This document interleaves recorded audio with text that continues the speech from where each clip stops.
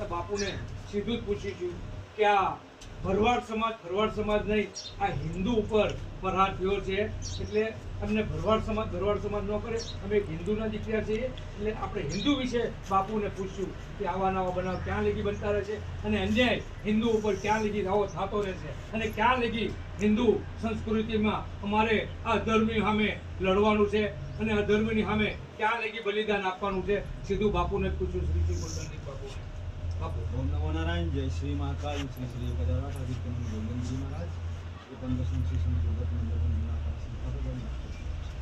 तो प्रभु पहली वस्तु तो ये आप कह हिंदू शब्द 1984-83 में कांग्रेस सरकारे बैन कराई थी दिल्ली सुप्रीम कोर्ट में।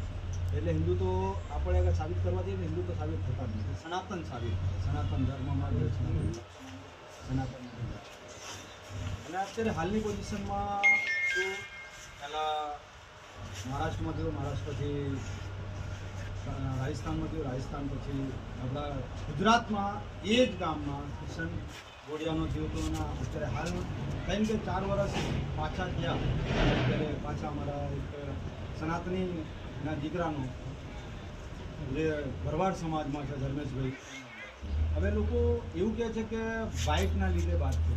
બાઇકની લીધે વાત થઈ, કોઈનું ઘી લઈ ગયું, માણસની લીધે કોઈ બી કે ગાજરમૂડી થઈ ગયું, ધારા એવી રીતે કાપી નાખે.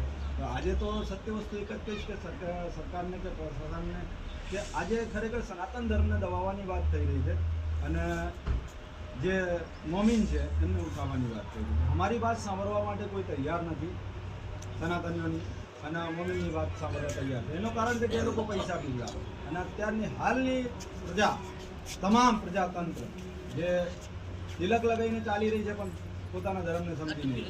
હું તો એક વસ્તુ કહીશ કે આજે લડવાની જરૂર છે. લડવાની બી જરૂર કેવી રીતે છે? પોતાની સનાતનની વૈદિક પરંપરા છે કે અમે એમના જોડે કોઈ પણ વસ્તુનો વેપાર ન કરીએ. એમના એ લોકો છે જાહેરમાં કહે છે, આજે મને કહેતા દાગ નથી, એ લોકો પોતે જાહેરમાં એવું કહે છે કે हमारे को दोगे तो हमारा जकात देगा, इनसे लोगे तो ये क्या देगा.